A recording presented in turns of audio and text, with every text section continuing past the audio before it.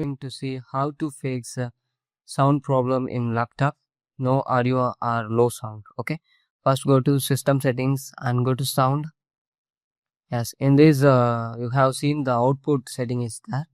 So we are using speakers for output.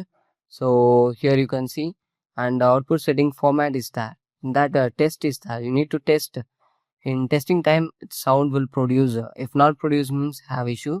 And also 16 bit is that, this is recommended bit, so use this one. And input we are not using because we are if you want to use, you can use same like the output.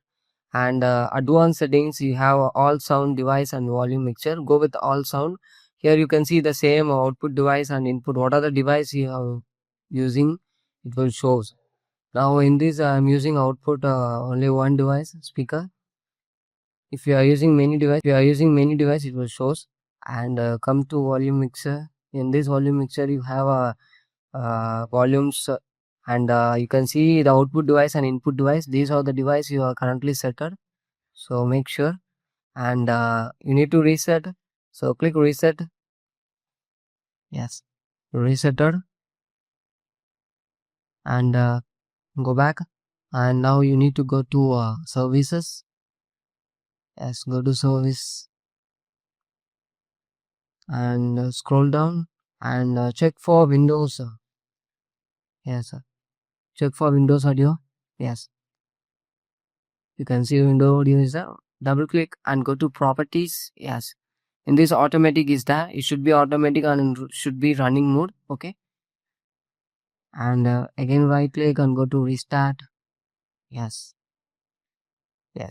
then go back, and here you can see settings.